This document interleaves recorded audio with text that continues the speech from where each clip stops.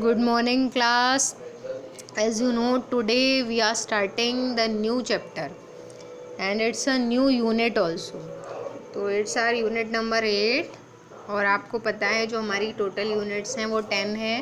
तो ये हमारी यूनिट नंबर 8 है। इसके बाद हमारी 2 यूनिट्स और रह जाती हैं और उन 2 यूनिट्स में 3 चैप्टर्स हैं। तो एक यूनिट तो आपकी बहुत शॉर्ट है, काइनेटिक थ्योरी, और उसके बाद जो यूनिट है ऑसिलेशन एंड वेव्स, तो उसमें 2 चैप्टर्स हैं। सो फाइनली हमारे जो कितने चैप्टर जो बच जाएंगे इस चैप्टर के बाद में, तो 2003 ओके 3 चैप्टर्स आर लेफ्ट और चैप्टर नंबर है हमारा ये 12। तो हमारे टोटल 15 चैप्टर्स हैं, 3 चैप्टर्स इसके बाद बच जाते हैं। यूनिट जो है आपकी that is thermodynamics. It is very important unit and chapter because इसका कुछ पार्ट जो है आपको मिलेगा केमिस्ट्री में भी, थर्मोडाइनमिक्स, और एज इट इज़ मिलेगा क्योंकि केमिस्ट्री में और फिज़िक्स में दोनों में कॉन्सेप्ट सेम है। तो बहुत सारे फॉर्मूले, बहुत सारी डेफिनीशंस, रिलेशंस, डेरिवेशंस हो सकता है आपको केमिस्ट्री में रिलेट कर जाएं अगर सिलेबस में चेंज ना हो देन। तो स्टार्ट करते हैं चैप्टर को। सबसे पहले आज जो है वो बेसिक कॉन्सेप्ट्स ही हैं और बहुत कम इसमें डेरिवेशंस और फॉर्मूले मिलेंगे आपको। मोस्टली ये जो चैप्टर है इसमें थ्योरी ज़्यादा है, एक्सप्लेनेशन टाइप का है, और इसमें बहुत सारी जो थ्योरी है, जो बड़े बड़े क्वेश्चंस आते थे 5, वो अब इसमें डिलीटेड पोर्शन में भी हैं। तो इसमें अगर आपके पास ऑलरेडी नोट्स हैं या फिर सिलेबस है तो आपको लास्ट में एक टॉपिक मिलेगा हीट इंजन और एक टॉपिक मिलेगा रेफ्रिजरेटर, जो अब आपको नहीं पढ़ना है। और उससे पहले के जितने टॉपिक्स हैं those all are in the syllabus. तो वो 5 मार्क्स वाले टॉपिक्स थे जो डिलीट हुए हैं। तो अब जो सिलेबस है उसमें आपको जो लिखना है, जो रिटन वर्क करना है, उसमें सबसे पहले आ जाती है थर्मोडाइनमिक्स की डेफिनेशन। तो सबसे पहले आप थर्मोडाइनमिक्स ही फर्स्ट हेडिंग भी लिखेंगे, फिर एक्सप्लेन करेंगे। तो thermodynamics is the name of one branch of science और फिज़िक्स। साइंस इसलिए लिखा है because it is counted in chemistry also. तो it is the branch of science that deals with the concepts of heat and temperature and the interconversion of heat and other forms of energy. तो थोड़ा थोड़ा ये chapter related है thermal properties से और थोड़ा related है next वाले चैप्टर काइनेटिक थ्योरी से। तो थर्मल प्रॉपर्टीज़ में आप हीट और टेम्परेचर को स्टडी करके आए हैं और यहाँ आपको और आगे क्या स्टडी करना है, inter conversion of heat in other forms of energy. Heat का दूसरी फॉर्म्स में कन्वर्जन कैसे होता है, तो ये डेफिनेशन आपको लिखनी है। This is known as thermodynamics. Okay, फिर आते हैं कुछ बेसिक कॉन्सेप्ट्स पे जो थर्मोडाइनमिक्स में ऐसे हेडिंग्स, ऐसे वर्ड्स जो बहुत रिपीट होंगे, वो यहाँ पर आपको हेडिंग लिखना होगा some important terms related to thermodynamics. तो ये 4 इम्पॉर्टेंट टर्म्स हैं जो थर्मोडाइनमिक्स से रिलेटेड हैं। सबसे पहले आप वर्ड जो बहुत सुनेंगे that is thermodynamic system. Okay, तो थर्मोडाइनमिक सिस्टम क्या होता है, उसके लिए थर्मोडाइनमिक सिस्टम का मतलब कोई भी ऐसा सिस्टम, इस तरह का सिस्टम किसे बोला जाता है, सिस्टम यहाँ बोला जाता है गैस से भरे हुए एक कंटेनर को, ये सिस्टम कहलाता है। और यहाँ फ्लूइड्स का मतलब गैसेस का ही यूज़ होगा। यहाँ फ्लूइड्स में लिक्विड्स का भी यूज़ नहीं होगा और सॉलिड्स का भी यूज़ नहीं होता है। यहाँ पर किसका यूज़ होता है, गैसेस का। ठीक है, तो यहाँ पर सिस्टम का मतलब अगर किसी कंटेनर में कुछ अमाउंट ऑफ गैस है फिल्ड, तो उस अमाउंट ऑफ गैस के पास कौन सी 3 क्वांटिटीज़ हैं जो हमेशा श्योरली होंगी। तो उसके पास, क्योंकि गैस जिस कंटेनर में होती है वो कंटेनर हमेशा इस तरह से एक पिस्टन से लेस होता है। ये एक पिस्टन है जिसको प्रेस अगर आप नीचे की तरफ पुश करेंगे तो प्रेशर इंक्रीज़ होगा, ऊपर की तरफ अगर जाता है तो प्रेशर डिक्रीज़ होगा, यानी कि गैस वर्क कर रही है। तो इस सिस्टम के पास कौन कौन से 3 थर्मोडाइनमिक वेरिएबल्स या क्वांटिटीज़ होंगी। तो एक क्वांटिटी होती है आपकी प्रेशर, क्योंकि पिस्टन लगा है। दूसरी क्वांटिटी वॉल्यूम, क्योंकि ये सिस्टम जो है कुछ ना कुछ वॉल्यूम ऑक्यूपाई कर रहा है। वॉल्यूम में भी अकॉर्डिंगली प्रेशर में अगर चेंज होगा तो वॉल्यूम में भी इंक्रीज़ या डिक्रीज़ होगी। जैसे प्रेशर अगर इंक्रीज़ होता है तो वॉल्यूम क्या होगा, डिक्रीज़, इन्वर्सली प्रोपोर्शनल है। तीसरा कॉन्सेप्ट आता है टेम्परेचर का, क्योंकि कहीं ना कहीं इसमें टेम्परेचर का भी रोल होता है। और टेम्परेचर का रोल कैसे होता है वो आपको पता है कि प्रेशर से अगर टेम्परेचर को रिलेट करें तो गैस जब कंप्रेस होती है उसके पार्टिकल्स पास पास आते हैं, तो उसका टेम्परेचर जो है वो इंक्रीज़ होता है, और गैस जब एक्सपेंड होती है तो वो कूल होती है और उसका टेम्परेचर डिक्रीज़ होता है। तो ये दो कॉन्सेप्ट्स हैं। बाकी इसमें तीनों में अगर रिलेशन आपको बनाना है तो पता है आपको 3 वेरिएबल्स हैं, तो एक इनमें से कांस्टेंट होना चाहिए, तभी आप दोनों में रिलेशन बता सकते हैं। तो वो रिलेशंस हमें बाद में स्टडी करना है। आपको सबसे पहले ये याद रखना है थर्मोडायनामिक सिस्टम होता क्या है। थर्मोडायनामिक सिस्टम इस तरह के सिस्टम को बोला जाता है, ठीक है। अब उसके बाद आते हैं नेक्स्ट हेडिंग पर, जो है यहाँ पर सराउंडिंग्स। तो वही फिर से आपका आ जाता है डायग्राम इसी तरह का। ये आपका थर्मोडायनामिक सिस्टम, एक ही चीज़ के लिए ये जो चारों हेडिंग्स हैं वो लिख रखे हैं। ये आपका थर्मोडायनामिक सिस्टम दे रखा है, इसके पास प्रेशर, वॉल्यूम, टेम्परेचर है। और सराउंडिंग क्या है? सराउंडिंग का मतलब जो भी थर्मोडायनामिक सिस्टम के बाहर की चीज़ है जिसका सिस्टम पर डायरेक्ट इफ़ेक्ट हो सकता है या इनडायरेक्ट इफ़ेक्ट हो सकता है, वो कहलाती है सराउंडिंग्स। तो इनडायरेक्ट या डायरेक्ट इफ़ेक्ट किस कंडीशन में होगा, वो कंडीशन क्या होती है? वो कंडीशन ये है कि आपका ये जो कंटेनर है इसकी वॉल्स कैसी बनी है, क्योंकि वॉल्स के थ्रू ही तो सेपरेशन है सराउंडिंग से। तो अगर इसकी वॉल्स हैं कंडक्टिंग, मतलब इसकी वॉल्स ऐसी हैं जो हीट को ट्रांसफ़र कर सकती हैं अपने से बाहर, या बाहर से हीट अंदर ले सकती हैं, इसका मतलब हीट के लिए ये जो वॉल्स हैं कंडक्शन कर रही हैं।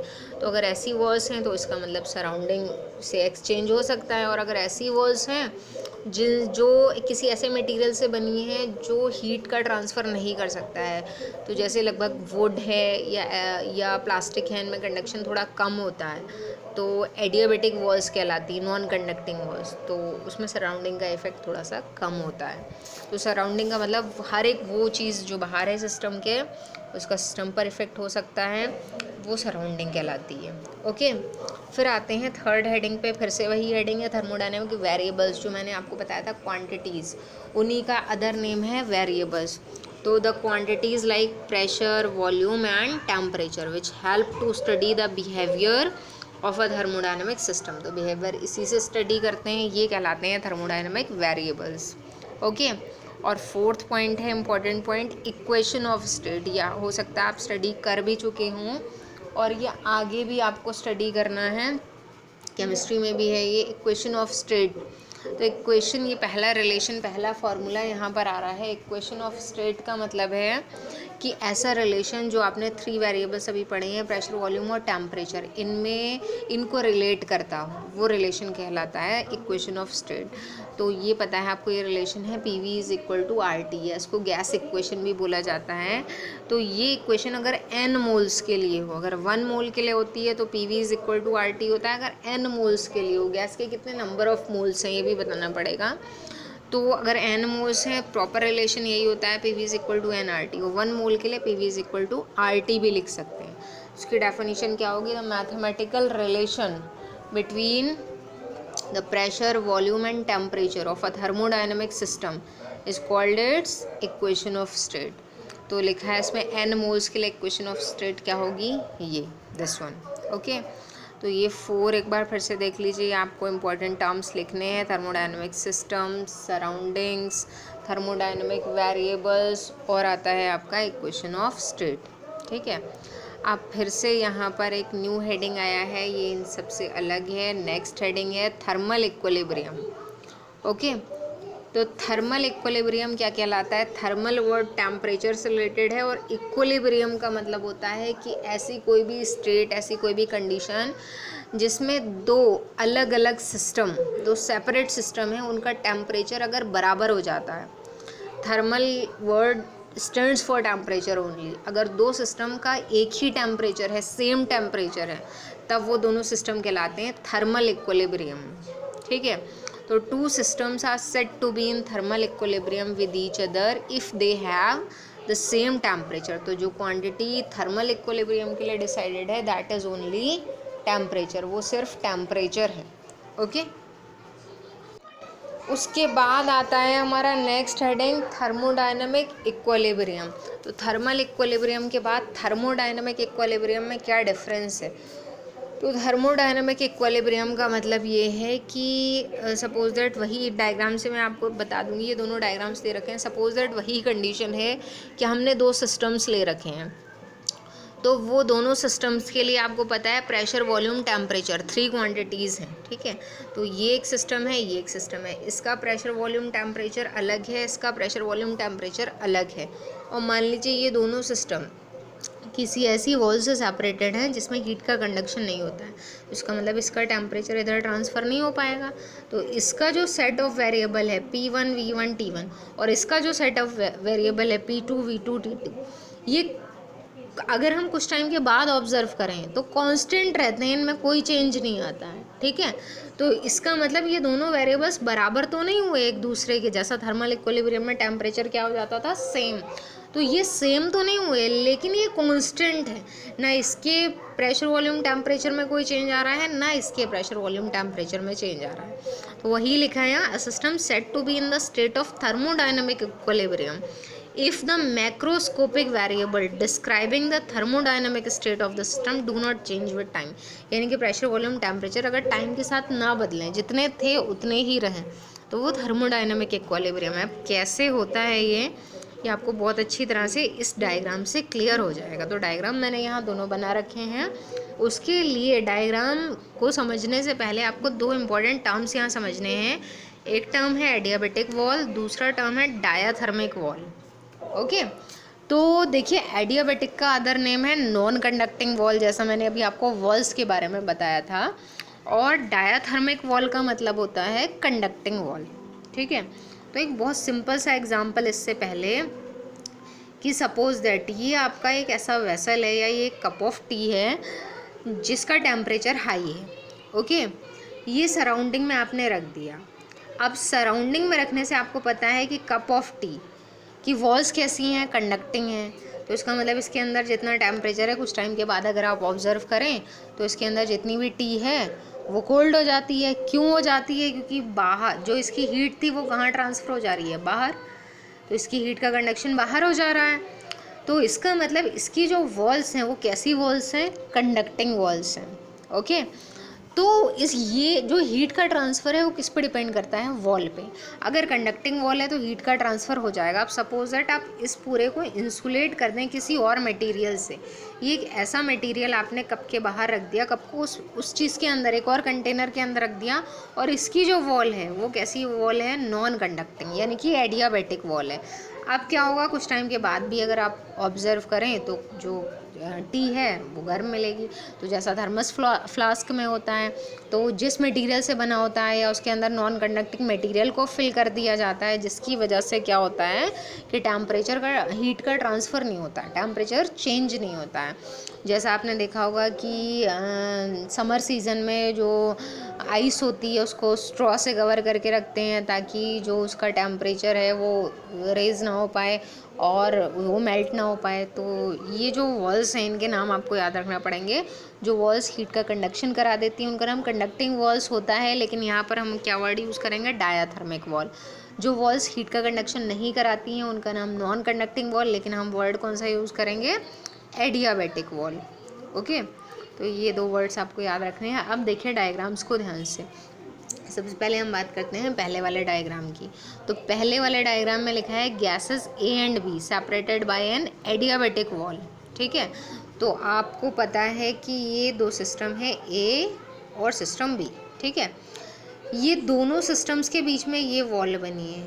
इस वॉल को आप चाहें तो ये ऐसे करके इन लाइन से दिखा सकते हैं। ये वॉल जो है इसको आप एरो लगा के ऐसे लिख दीजिएगा, एडियाबेटिक वॉल, ठीक है। और उसके अलावा इस पूरे दोनों जो सिस्टम है इस पूरे कॉम्बिनेशन को एक और वॉल से सेपरेट कर दिया है सराउंडिंग से। सराउंडिंग का इस पर कोई इफेक्ट ना पड़े, ये बाहर भी एडियाबेटिक वॉल ही है, इसको भी लिख दीजिएगा एडियाबेटिक वॉल, ओके। तो यहाँ दो वॉल्स हैं, एक बाहर वाली सराउंडिंग के लिए और एक इन दोनों के बीच में। तो एडियाबेटिक वॉल का जब आप इफेक्ट स्टडी कर रहे हैं तो ये आप पहला वाला पैरा देखेंगे, let two gases A and B contained in two different vessels, let the pressure and volume of the gases be P A comma V A and P B comma V B. इसका pressure और volume का pair अलग है, इसका pressure और volume का pair अलग है। If the two vessels are separated by an adiabatic wall, अगर दोनों के बीच में एडियाबेटिक वॉल है, then the values of pressure and volume pairs will not change with time. तो ये किसका एग्जांपल हुआ, थर्मोडायनामिक इक्विलिब्रियम। अब सेकेंड डायग्राम पर आते हैं, फिर से वही है, ये जो बाहर वाली आपकी वॉल है ये कौन सी है, एडियाबेटिक। सराउंडिंग से तो आपको सेपरेट रखना है। और ए और बी सिस्टम के बीच की जो वॉल है ये कौन सी है, डायाथर्मिक, यहाँ लिखा है नीचे डायाथर्मिक वॉल। तो if A and B are now separated by a diathermic wall then the pressure and volume variables of the two gases change and now, क्यों चेंज होते हैं, क्योंकि टेम्परेचर चेंज हो रहा है, change and now the variables of A and B are in equilibrium with each other. दोनों अब equilibrium में आ जाते हैं। The two systems attain equal temperature, इसकी वजह से टेम्परेचर भी इक्वल हो जाता है। तो आप लास्ट में लिख सकते हैं कि this is the case of thermodynamic equilibrium, this is the case of thermal equilibrium. Okay, तो ये डायग्राम आपको याद रखना है और उसके बाद हमें स्टडी करना है ज़ीरोथ लॉ ऑफ थर्मोडायनेमिक्स। ये हम स्टार्ट करेंगे नेक्स्ट टर्न से। Okay, thank you.